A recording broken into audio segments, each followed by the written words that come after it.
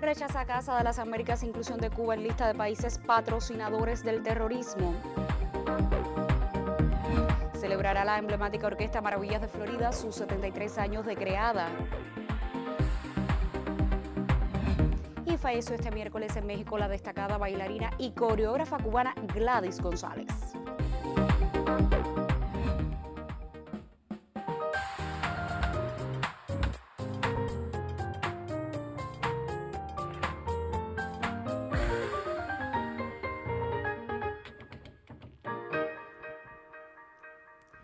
Saludos desde La Habana, es jueves 14 de enero de 2021 y abrimos una nueva emisión del Noticiero Cultural de la televisión cubana. Casa de las Américas hizo pública una declaración en la que rechaza la inclusión de Cuba en la unilateral lista de países que patrocinan el terrorismo que elabora el gobierno de los Estados Unidos. La declaración, publicada por el portal La Ventana de esa institución, recuerda que fue a comienzos de los 80 que Cuba fue incluida en esa lista de países que los Estados Unidos definían arbitrariamente como terroristas. Ni siquiera sus aliados eurooccidentales le secundaron entonces, y Cuba pudo avanzar en relaciones de colaboración e incluso en la renegociación de la deuda externa con sus acreedores en aquellos años. Pero la discreta flexibilidad que el gobierno de Carter había logrado propiciar en las relaciones bilaterales con La Habana se vio sensiblemente afectada. Más de 3 décadas vivió la isla bajo los efectos de esta injustificada decisión, con total sordera de Washington a objeciones y sin argumento probatorio alguno, hasta que la administración de Barack Obama decidió levantar la injusta sanción. Y añade el texto: ahora, al cabo de 4 años de una agudización enfermiza del acoso hacia nuestro país, sin reparar en el daño infligido a su población, ni en beneficio de tipo alguno para nadie, y a solo una semana de abandonar la Casa Blanca tras la derrota en el intento de reelegirse a la presidencia, Donald Trump ordena a Mike Pompeo anunciar que ha vuelto a incluir a Cuba en esa oprobiosa lista. Un modo de culminar su política hostil contra los cubanos, solo unos días después de atentar contra la decencia del pueblo estadounidense al inducir a sus seguidores a asaltar por la fuerza el Congreso. Un gesto rabioso, típico de la obcecación del autócrata ante las causas perdidas, con el cual complace solamente a un núcleo cargado de odio que vive de la industria anticubana y se ha incrustado en la tradición conservadora de los Estados Unidos. En las difíciles condiciones de la actual pandemia, que nuestro país se enfrenta con más solidaridad y mejores resultados que quienes nos agreden, la Casa de las Américas denuncia junto a todo nuestro pueblo esta acción que confirma que el mandatario saliente en los Estados Unidos es un baldón para el país que debió representar y que su memoria no merece respeto alguno. Cuba lo sobrevivirá en pie, como ha hecho hasta ahora, y volverá a triunfar ante los desafíos que los tiempos le imponen. Finaliza la declaración. El escritor tunero Carlos Esquivel Guerra ganó el Premio Nacional Hermanos Loinás en la categoría de ficción con el texto La literatura cubana es un cuento chino. La obra surgió en medio del confinamiento por la pandemia, por eso se mezcla con la realidad de forma deliberada. Allí no necesitamos de la raíz de la piedra, allí no tiene nombre lo que somos. La obra premiada está en proceso de edición y según su autor se trata de un libro de cuentos que recurre a la realidad sin perder el encanto de la ficción. La literatura cubana es un cuento chino, es un libro de relatos que está convocando una serie de escritores y están metidos, ubicados en una suerte de realidad alterna, convocado para distorsionar esa realidad y reconstruir una realidad donde lo fabulatorio, donde lo surreal, donde lo morboso, el absurdo están como telón de fondo y por supuesto son personajes también idílicos. El 2020 fue un año muy difícil para la cultura. La cuarentena por la COVID-19 alejó a los artistas de sus públicos, pero el escritor tunero Carlos Esquivel aprovechó el tiempo en casa para publicar 4 nuevos libros en editoriales de Estados Unidos, Panamá y España. También nacieron proyectos novedosos reservados para editoras cubanas, textos que deben llegar a las librerías del país antes de concluir el 2021. Aníbis Labarta y Yeisnel Vázquez, Sistema Informativo de la Televisión Cubana.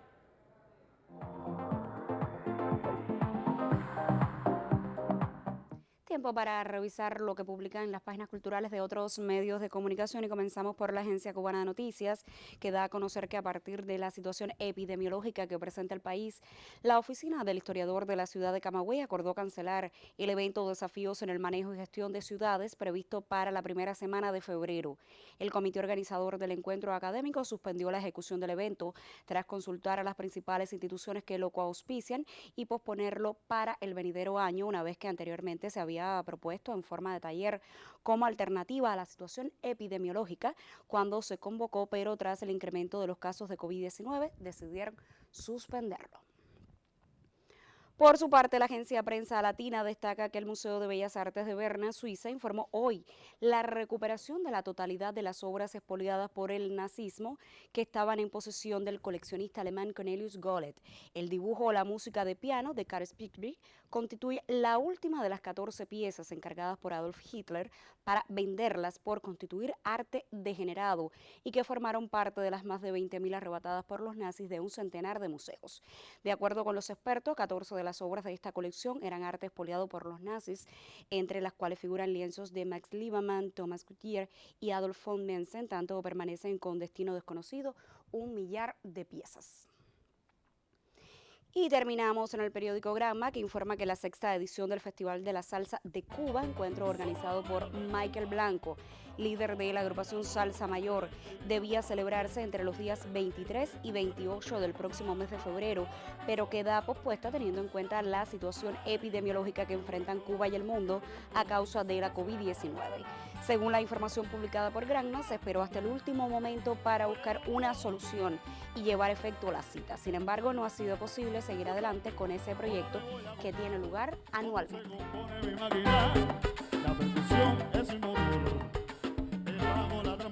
Y con la música de Michael Blanco y Salsa Mayor ponemos punto final a nuestra revista de prensa. Tiempo entonces para hacer una pausa en esta emisión y en el próximo segmento le pondremos al tanto de la forma en que se implementa la tarea de ordenamiento en el sistema institucional de la cultura, específicamente en centros que ofrecen una programación musical y de las artes escénicas.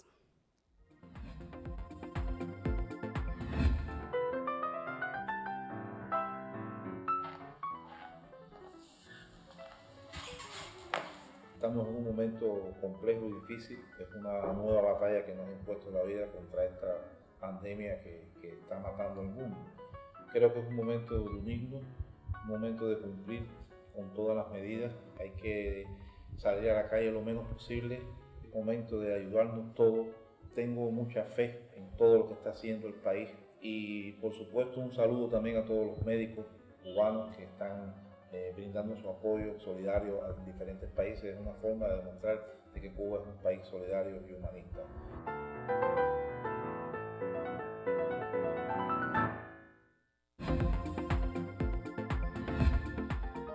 Lo decíamos en titulares, fundada hace 73 años en el municipio camagüeyano de Florida, la Orquesta Maravillas de Florida es una de las agrupaciones insignes del panorama musical de la isla. Con motivo de este aniversario, varios músicos preparan un disco para rendirle homenaje. La más emblemática de las orquestas camagüeyanas, la Maravilla de Florida, festejará 73 años de creada. Por el aniversario organiza un programa que incluye conciertos online, grabación, promoción de discos, concursos y otras opciones. También compositores del país y cantantes reconocidos le dedican un disco homenaje nombrado Tributo a la Maravilla de Florida, bajo la producción de Manolito Simonet, director del Trabuco.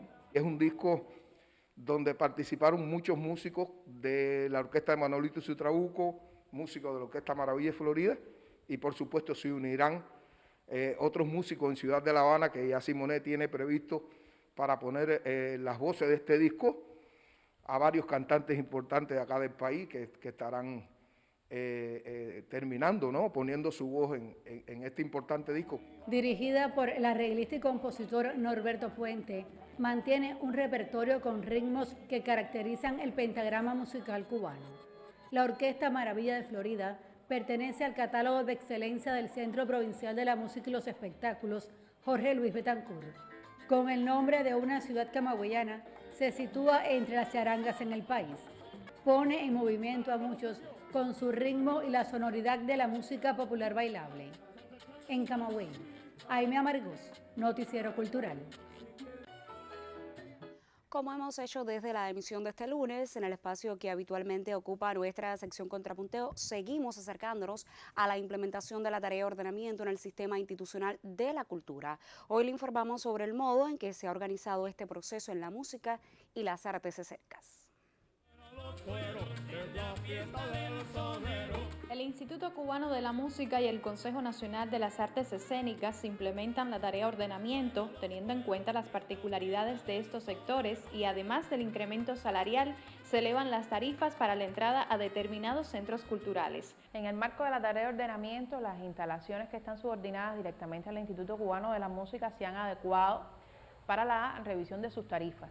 En el caso de la Sala Teatro Maxim Rock, mantiene sus precios hasta ahora como los tenía habituales, llega hasta 50 pesos cubanos. En el caso de la Fábrica de Arte, hemos decidido mantener igualmente el precio que tenía vigente de 50 pesos y la mitad de precio para los estudiantes, esa tarifa se mantendría.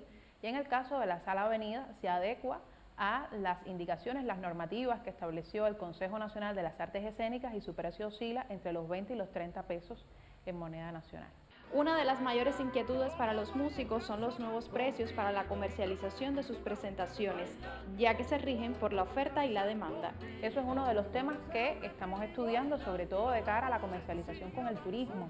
Estamos revisando todos los precios, revisando la resolución 70, la instrucción número 2 del turismo y evaluando igualmente con ese ministerio cómo serían los precios a normalizar también en ese entorno. El resto de la comercialización se mantiene como hasta ahora, bajo oferta y demanda, y siempre tendrá igualmente una revisión porque los presupuestos no serán los mismos. Hay que diversificar las fuentes de empleo y son de las cuestiones que, reitero, nosotros junto con el Ministerio de Cultura y demás entidades estamos llevando análisis. Y además, como ahora un grupo de actividades se cancelan por el enfrentamiento a la epidemia, puede ser que en el caso, repito, de los que trabajen para el mercado, se necesite un poco más de tiempo para resolver esto. Aunque, repito, en la música de las artes escénicas, los que no tienen hoy contratos con arreglo a la oferta y la demanda, están recibiendo una protección salarial, insisto, equivalente a la de los asalariados.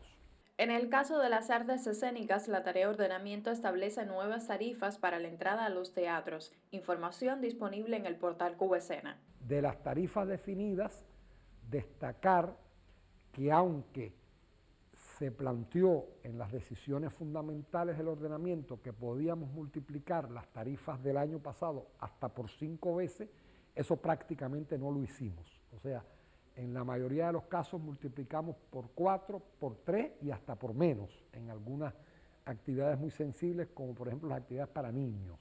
Y en el caso de los espectáculos de más nivel, estoy pensando en el Gran Teatro de La Habana, multiplicamos solo por 4. Analizamos el ingreso mínimo antes del ordenamiento y el ingreso mínimo hoy, que ese es un dato a mi juicio muy elocuente. Antes, para acceder a una función del Ballet Nacional de Cuba, en la platea, en la zona más de mejor visibilidad, de más comodidad del Gran Teatro de La Habana, se gastaba del ingreso mínimo de una persona antes del ordenamiento entre el 12 y el 13% para asistir a una función. Hoy esa cifra, con los nuevos salarios, disminuyó hasta el 7%. Según se ha establecido, en las provincias solo se puede subir el precio de la entrada a los teatros hasta 3 veces el actual. Se mantiene la rebaja de la mitad de la tarifa para los estudiantes y las personas con alguna discapacidad y estamos analizando otras fórmulas para proteger a determinados públicos. Esto último, digamos algo más fresco, es algo que hemos estado más bien evaluando en los últimos días a partir de experiencias, por ejemplo, que han tenido lugar durante festivales, durante eventos importantes, que se toman determinadas decisiones, digamos, para proteger a determinados públicos, pudiéramos decir, muy fieles, muy dados a participar en determinado tipo de espectáculo. Es algo que no está en la resolución, pero nos apareció entre las múltiples inquietudes y preocupaciones que estamos recogiendo y forma parte de las cosas que se rectificarán cuando, digamos, tengamos toda la información. En el contexto epidemiológico actual se dificulta comprobar este proceso en la práctica, ya que se ha determinado el cierre de los centros culturales. Nosotros no estamos dando nada por definitivo, o sea, hemos establecido las tarifas, yo firmé la resolución que las establece, y al mismo tiempo, como aclaramos nosotros oportunamente en una nota en el portal Cubescena, estamos recogiendo todas las inquietudes, todas las opiniones, todas las preocupaciones de las personas para, en el momento que sea necesario, cuando tengamos un criterio más acabado, proceder a hacer todas las modificaciones que sean necesarias. Lisandra Durán, Noticiero Cultural. Gracias a la colega Lisandra Durán por este acercamiento a la manera en que las empresas e instituciones de las artes escénicas y la música se insertan en la tarea de ordenamiento, tema al que dedicamos los minutos del segmento Contrapunteo de esta semana. Y como siempre le digo, usted puede participar de este intercambio si nos hace llegar sus opiniones, dudas o reflexiones, que de seguro este noticiero compartirá con las instituciones del sistema de la cultura. Escríbanos su criterio a contrapunteonc@cubarte.com o déjenos un mensaje en nuestra página de Facebook www.facebook.com/noticierocultural.cuba. Hablemos ahora de artes visuales. En la Galería Tristá de la Oficina del Conservador de Trinidad se expone la obra de la artista Silvia Rodríguez Rivero, De Esperanzas y Esperas. Es la muestra que la pintora dedicó a la tercera villa de Cuba en el aniversario 507 de su fundación. Imágenes de una realidad transmutada por los sueños es la muestra que la pintora Silvia Rodríguez Rivero expone en Trinidad. En vitrales, visiones y colores están las historias de esperanzas y esperas. Tiene un poco de nostalgia, tiene la espera. Hay un cuadro que se llama así, La Espera. Y bueno, son todos pensamientos de un poco del interior del ser humano, ¿no? Sus temas son la naturaleza, la mujer, sus temas están vinculados siempre a la música, como toda su vida. Cada día, bueno, pues va tomando nuevos temas. El tema de la infancia también la fascina. El tema, es decir, va trabajando, por ejemplo, en este caso, una obra que va a ser llevada a vitral, porque es una obra de grandes colores planos propia para ser llevada a vitral. El tiempo es protagonista de las obras que ahora Silvia Rodríguez expone en Trinidad. Cuenta que ahí están las remembranzas de los largos meses de una pandemia. Pienso que al final va a haber la luz, y esa luz es la que yo he querido buscar en los cuadros. La luz de la amistad. Este cuadro que se llama Complicidad es un poco lo que hemos tenido que ver, ¿no? La importancia de la solidaridad, de la amistad. De Esperanzas y Esperas llega a Trinidad como regalo al aniversario 507 de la fundación de la tercera villa de Cuba.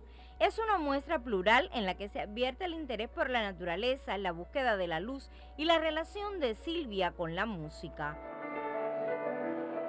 Durante la apertura de la muestra se presentó José María Vitier, la soprano Bárbara Llanes y el instrumentista Abel Acosta. Confesó Silvia Rodríguez que su obra tiene poesía y acordes musicales. Desde Santi Espíritus, Jenny Fleites, Noticiero Cultural.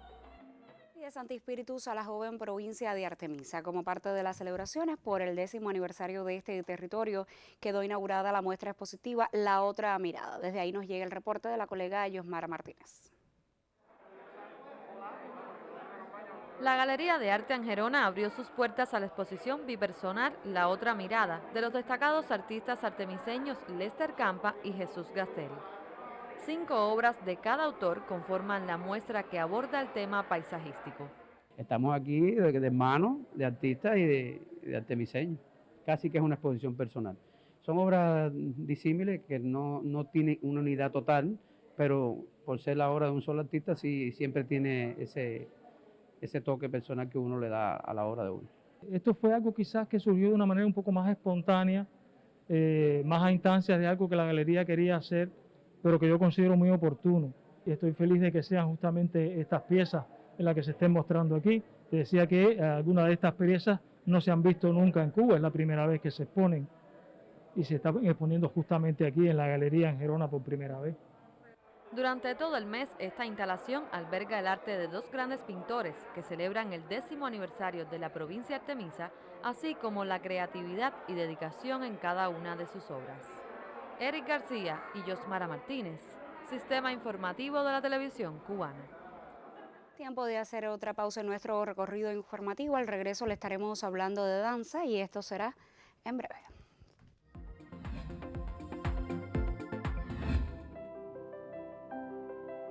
Claramente, Fidel planteó un punto de partida: la relación entre revolución, la vanguardia intelectual y artística y el pueblo. Entonces, todos no tenían tan claro como Fidel lo que a los artistas e intelectuales irían comprendiendo en el desarrollo de su obra, que la revolución eran ellos, eran sus obras y era el pueblo. Por eso resulta reduccionista limitarse a citar su frase fundamental: dentro de la revolución todo, contra la revolución nada, soslayando que revolución es más que Estado, más que partido, más que gobierno, porque revolución somos todos los que la hacemos posible en vida y en obra. Hay que hacer lecturas nuevas y enriquecedoras de aquellas palabras, hacer crecer y fortalecer la política cultural que no se ha escrito más allá de palabras y darle el contenido que los tiempos actuales nos están exigiendo.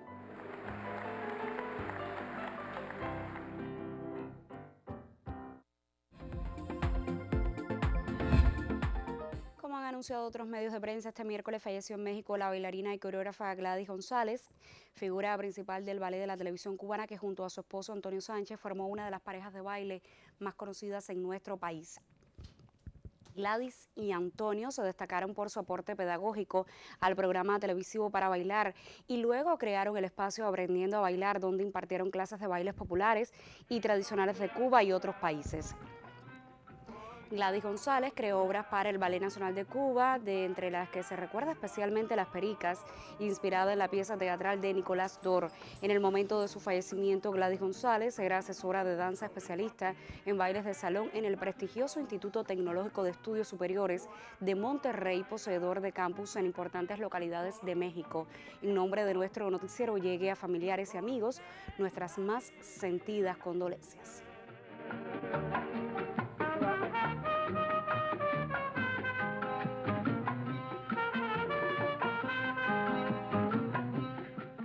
Y de danza seguimos hablando al cierre de esta emisión. Hoy iniciamos la transmisión de una serie producida por un equipo de nuestro noticiero y de danza contemporánea de Cuba, que se acerca a la obra de bailarines, coreógrafos y maestros de esa importante compañía cubana. Cada jueves le ofreceremos un capítulo. En la primera entrega presentamos a una primera bailarina de la agrupación que dirige el maestro Miguel Iglesias.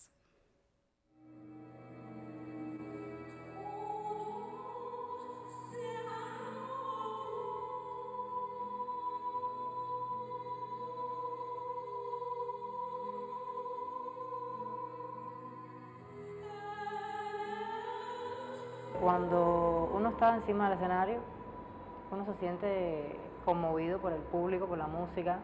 Tienes una responsabilidad porque trabajas a veces que trabajamos en grupo. O sea, somos una compañía que mayormente se presenta por grandes grupos. Y bueno, la diferencia que hay de bailar solo, bailar en grupo, es que en grupo tienes el apoyo de los demás y apoyas tú también en la escena. La energía es un poco más fuerte y no sé, te sientes como que no te sientes solo, no te sientes tan solo. Y bueno, solo tienes muchísima responsabilidad. Yo disfruto muchísimo los procesos de montaje y las clases, pero todo eso se va armando poco a poco para presentarse finalmente en la escena. O sea, a mí me gusta muchísimo, yo disfruto mucho los procesos de montaje y disfruto las clases porque son como una preparación para todos nosotros, pero finalmente me gusta mucho más presentarme en el escenario.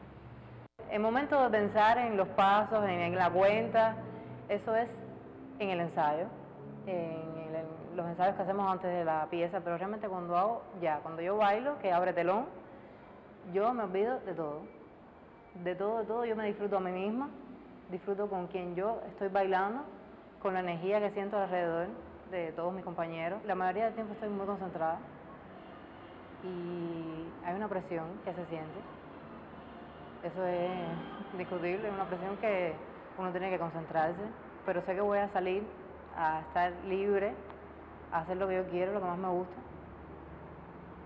y a darlo todo.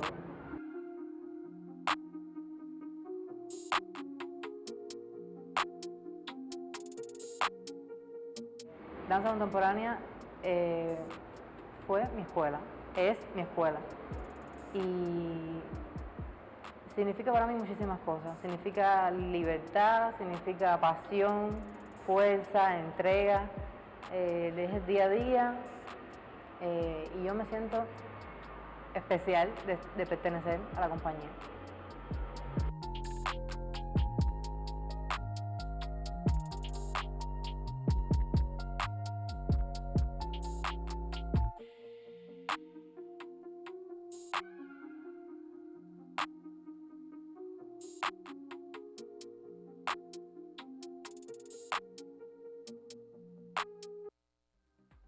Punto final. En esta emisión del Noticiero Cultural conoció de la Declaración de Casa de las Américas que condena la inclusión de Cuba por parte del gobierno de Estados Unidos en la lista de países que patrocinan el terrorismo. Le hablamos de la emblemática orquesta cubana Maravillas de Florida, que celebrará próximamente su aniversario 73, y le informamos de la muerte este miércoles de la destacada bailarina y coreógrafa cubana Gladys González. Gracias por acompañarnos en esta entrega informativa. Nosotros, por supuesto, regresaremos mañana con otras informaciones del arte y la literatura en Cuba y el mundo. Hasta entonces me despido, como siempre, con un saludo desde La Habana.